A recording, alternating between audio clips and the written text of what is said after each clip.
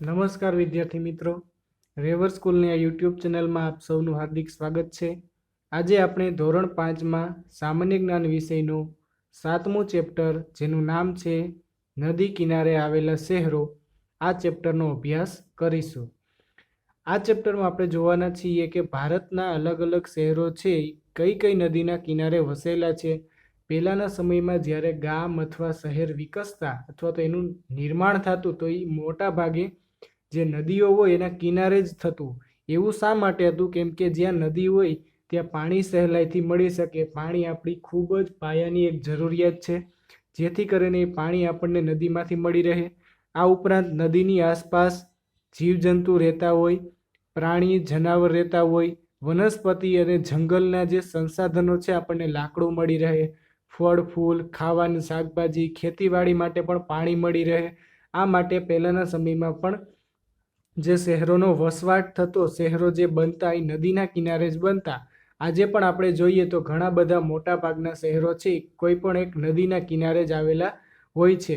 નદીથી દૂર મોટા શહેરો મોટા ભાગે હોતા નથી। આવી રીતે આજે આપણે પણ મોટા શહેરો જોઈશું કે તે કઈ નદીના કિનારે વસેલા છે, એવું આપણે ભારતના બધા શહેરો અને નદીઓ વિશે માહિતી મેળવીશું।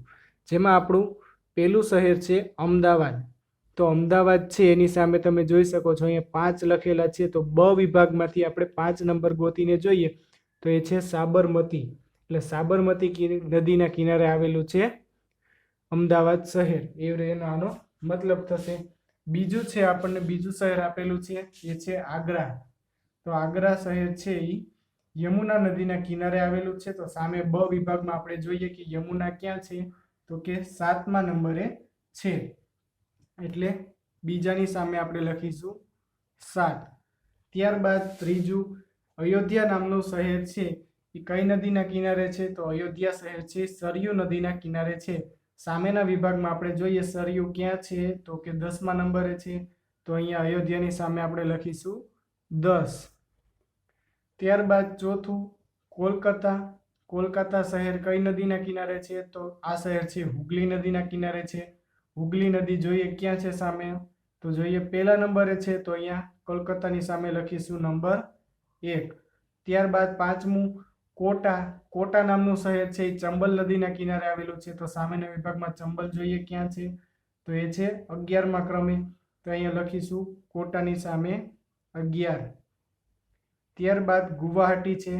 ગુવાહાટી કઈ નદીના કિનારે છે, તો એ બ્રહ્મપુત્ર નદીના કિનારે છે। તો જોઈએ બ્રહ્મપુત્ર ક્યાં છે, તો 3જા નંબરે છે, તો અહીંયા લખીશું 3। ગુવાહાટીની સામે 3 જવાબ આવશે। હૈદરાબાદ છે। હૈદરાબાદ છે એ ક્યાં કઈ નદીના કિનારે છે, તો એ છે મૂસી નદીના કિનારે। તો સામે જોઈએ મૂસી નદીનું ક્યાં છે, તો કે 9મા નંબરે, તો અહીંયા હૈદરાબાદની સામે લખીશું નંબર 9। ત્યારબાદ જબલપુર। જબલપુર કઈ નદીના કિનારે, તો એ નર્મદા નદીના કિનારે છે। સામે જોઈએ નર્મદા ક્યાં છે, તો બીજા નંબરે, તો અહીંયા જવાબ લખીશું 2। ત્યારબાદ છે કાનપુર। કાનપુર છે ગંગા નદીના કિનારે આવેલું છે, તો અહીંયા ગંગા, તો જોઈએ 12મા નંબરે છે, તો અહીંયા કાનપુરની સામે લખીશું નંબર 12। ત્યારબાદ 10મું છે લખનઉ। લખનઉ ક્યાં છે, કઈ નદી પાસે આવેલું, તો એ ગોમતી નદીના કિનારે આવેલું શહેર છે। અહીંયા જે ગોમતી નદી, તો કે 4 નંબરે છે, તો અહીંયા લખીશું આપણે નંબર 4। ત્યારબાદ છે 11મું લુધિયાણા। લુધિયાણા કઈ નદીના કિનારે આવેલું છે, તો એ આવેલું છે સતલજ નદીના કિનારે। તો જોઈએ સામે સતલુજ નદી ક્યાં છે, તો કે 13મા નંબરે છે, એટલે જોઈશું આપણે અહીંયા લખીશું 13। ત્યારબાદ 12મું છે નાસિક। નાસિક શહેર છે એ કઈ નદીના કિનારે આવેલું છે, તો એ ગોદાવરી નદીના કિનારે આવેલું છે। સામેના ભાગમાં આપણે જે ગોદાવરી નદી છે છેલ્લે 16મા નંબરે, તો અહીંયા લખીશું 16। ત્યારબાદ 13મું છે સુરત। સુરત છે એ તાપી નદીના કિનારે આવેલું છે, તો તાપી નદીનો અહીંયા કેટલામો નંબર છે, તો કે 8મો, તો એની સામે લખીશું આપણે 8। ત્યારબાદ છે શ્રીનગર।